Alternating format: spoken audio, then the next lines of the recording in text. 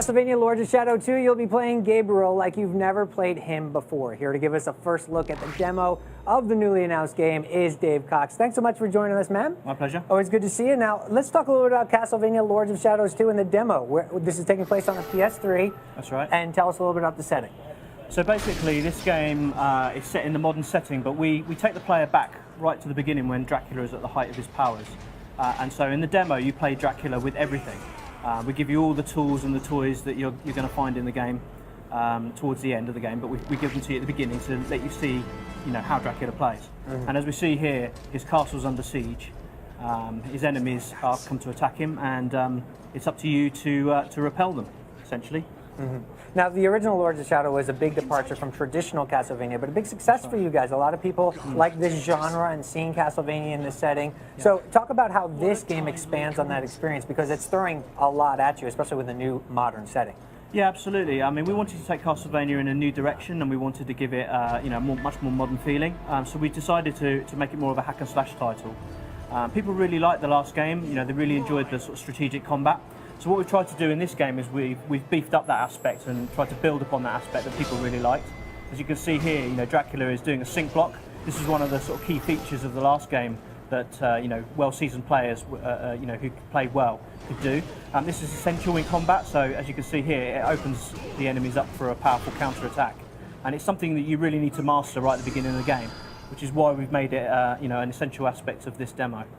Excellent. So there's a little bit of a tutorial to start things off like as would be expected, but as the game progresses, there's a lot more depth to the actual interactions in combat, correct? Absolutely, yeah. I mean, this is not just a combat hack and slash game. This is a game where there's a lot of exploration, there are a lot of secrets to find. Obviously, it's a very heavily story-driven game, and that's a very important aspect of it. There's a lot of platforming. Again, it's something that we've tried to improve from the last game. And with this game as well, one of the sort of real new features we've got is the free camera system. In the previous game, the camera was fixed, so we only showed a certain part of the world, and a lot of people really wanted to explore that world. And exploration is such an important part of Castlevania that we felt that we really needed to beef that up with this particular title. So with the free camera system, it gives players a lot more freedom to explore and to look around their environment, and also helps them in combat too. Yes, we see some. Is that going to be something that we see a lot in the game? Absolutely, there's one-on-one. Are those finishers of some sort? Or? Yeah. Dracula, basically, his abilities are powered by blood. So, during combat, you can grab enemies and bite them and take their blood, and that gives you a little health boost. And it also evens down the odds. If you're surrounded by lots of enemies, taking them out one by one is the way to do it. But you can also use your area attacks to do crowd control. You can grab enemies and then you can finish them off. One of the other new things we've got here is the Void Sword. This is a new weapon that we've introduced, which wasn't in the last game. As you can see here, he's just about to summon it. What this does is, when you hit enemies, this recoups your life, essentially. So as you're fighting, you can get life from your enemies. So it's a really good way of evening up the battles. You can see that. Yeah. I also noticed that the UI is very minimalistic. Are you guys going for a hugely cinematic type of experience where that is something essential to make sure that the screen isn't kind of muddled with a lot of information? Absolutely. I mean, the UI in the previous game actually disappeared as you're playing, and it will do the same in this game.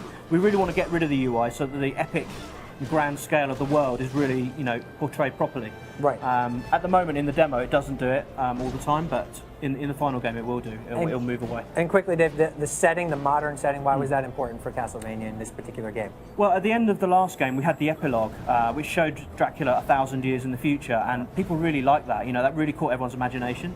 And we felt that we wanted to carry on from there. So at the end of that game, Zobek made an offer to Dracula about ending his immortality, and this is the key story element of the game, and this is why we wanted to carry on. But we also wanted to show Dracula at the height of his powers. So we'll do a little bit of time travel, if you like. Not real time travel, but you see the castle, you see the old environments, but it also mostly takes part in the future. Castlevania is always a classic, modern times or old. Tell us a little bit about now what we're seeing. We're talking about setting the stage with the combat and a little bit of a tutorial, but this is continuing on. And this is the demo that's on the floor at E3, correct? That's right, yeah. This is the first time we've shown the code playable to the general public. And what we wanted to do is give the players a chance to taste Dracula's real power, to see the levels and the environments, and to meet the character for the first time, because the last time we saw Dracula, he was this kind of withered old man, 1,000 years in the future. So we're going back in time now and showing him at the real height of his powers, with all of his abilities, and giving you a little story element of his battle against the Brotherhood of Light, which is the order that he once belonged to. Now we're showing some platforming, which is a key element of the Castlevania games. We wanted to beef this aspect up because in the last game it was quite slow, quite methodical. This time we're making it a little bit faster, a little bit more interesting. You can highlight your path by pressing the L2 button so you can see where you need to go.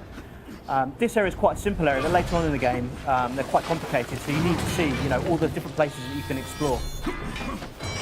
Now, the ability to see the environment and where you need to go, is that something that is just story-driven mechanic, or is that something you can turn on and off, or is that something that you wanted to make sure that every player has access to? We wanted to give players, a reason to explore. Having an open world setting, which this game has, which the other game didn't. Players need to have lots of places that they can go to. And in platforming, there are many areas, there are many different branching paths that players can look for, and having the highlighter really helps. Right. This is interesting because when you get out here, you're going to see the Brotherhood sieging the castle, and you're going to meet one of the Titans, one of the sort of key elements of the game, the gigantic Titans. And we wanted to really improve the Titan gameplay. And this time you can fight on Titans, you can move around on Titans, and that's something that you couldn't do in the last game. And you mentioned a few things. Did you get a lot of feedback from the community after the first game about what they wanted? You mentioned the freedom on the camera and some other things about the adventure and traversal systems in the game.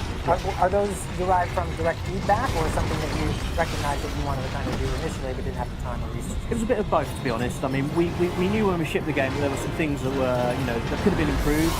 We listened to the fan feedback, and when we got the opportunity to do the second game, we took all that feedback, from our own teams and from the fans, and we really worked on the aspects that people wanted to see improved. Such as the combat. That was really an important element, and people wanted it to maintain that strategic element. People wanted to be able to explore the world. They wanted to be able to, go wherever they wanted to, and having an open world environment in a Castlevania game is something that's never been done before. Right. But we think it's really important that players have that choice if they want to explore. Of course, some players, they don't want to do that. Right. Some players, they just want to play from A to Z, find out the story, and you can do that. It is a very heavily story-driven game. But a lot of players, they'll want to go, I just want to go down the alleyway and see what's down there, and then they'll find new areas, new monsters, new secrets to find. And I think that's that's something that Castlevania players expect. He's found a little trouble right here, Dave. Who is he squaring off against? This guy is a Golden Paladin. He's one of the Brotherhood of Light's elite warriors, and obviously you need to use all of your powers and abilities to take this guy down. He's a real challenge. So you've got your Blood Whip, which is your main weapon, which is great for using at range, and your Void Sword, for recouping health. But you need to get close for that. And then you've got a new weapon called the Chaos Claws, which you probably didn't see, which is for breaking down enemy defences. So we're giving players a lot more tools, for them to enjoy the combat.